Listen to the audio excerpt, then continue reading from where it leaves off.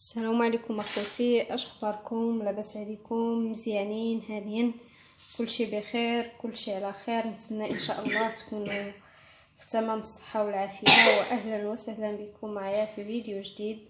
نتمنى ان شاء الله يلقاكم هذا الفيديو وانتم في احسن الاحوال، كيف ما قلت لكم في احسن الظروف.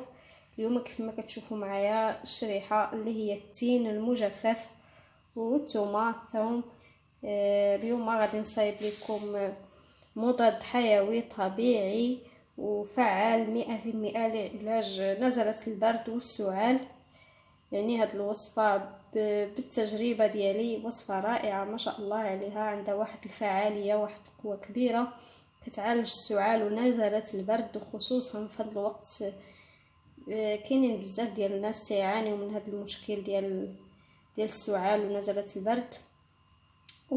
ولا يخفى عليكم الفوائد ديال الثوم والتين، الفوائد ديالهم كثيره. وبالاضافه غادي نضيف حتى زيت الزيتون حتى الاخير نوجد معكم هذه الوصفه. المهم بقاو معايا باش تعرفوني فوقاش غادي نضيف زيت الزيتون. المهم دابا غادي نبدا معكم على بركه الله.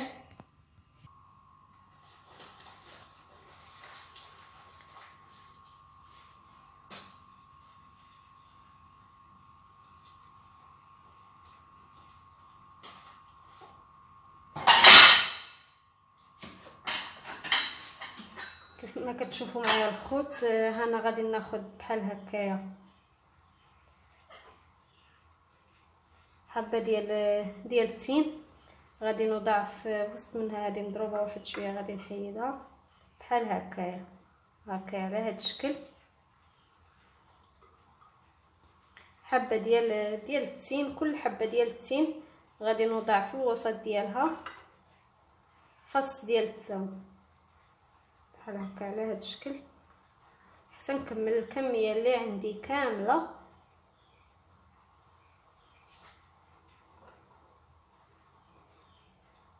بحال هكايا على هذا الشكل.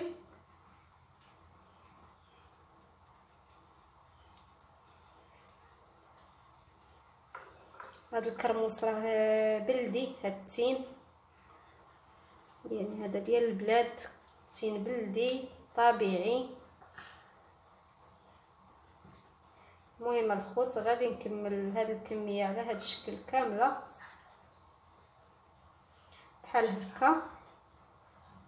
ومن بعد غادي نفورها، غادي نديرها تفور في الكسكاس، البرمه ولا الكسكاس لمده 30 دقيقه. المهم خليكم معايا باش نتبعوا المراحل كلهم وتستافدوا من هذه الوصفه الرائعه.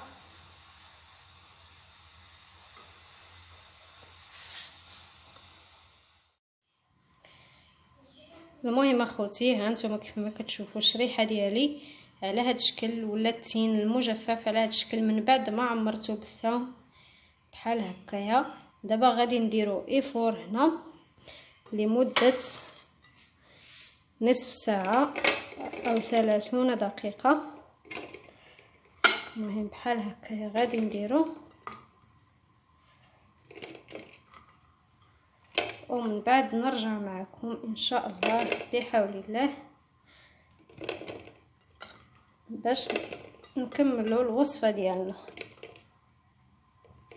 بحال هكايا انتم كيف ما شفتوا. انا غادي نغطيها بشي ميكا من الافضل، يعني غادي ندير الغطايه ديال الكسكاس، ولكن ما غاديش يحقن النفس مزيان.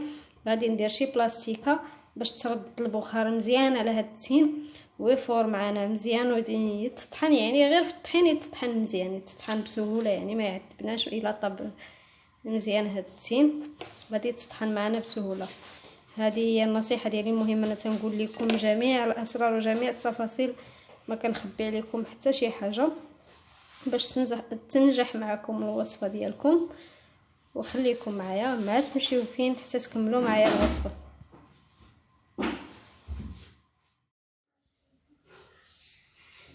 المهم الخوت، من بعد ما طابت الشريحه ديالي هكا على هذا الشكل، هي خديت الطحانه ديال المطيشه، ها هو كاس ديال الزيت. غادي نبقى نطحن ونزيد الزيت في نفس الوقت حتى نكمل الكميه كامله. انا معكم. هانتوما كيف ما كتشوفوا اخوتي، هذه هي الوصفه ديالي من بعد ما طحنتها مزيان ولات على هذا الشكل. هانتوما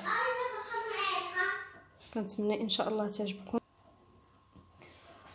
وجربوها، والا جربتوها وعجبتكم ما تنساوش تبارطاجيوها مع الاصحاب ديالكم والاحباب والاهل ديالكم باش تعم الفائده على الجميع، يستافدوا الناس من المفعول والميزه الصحيه ديالها. احسن وصفه الصراحه الله في هذا البرتايك.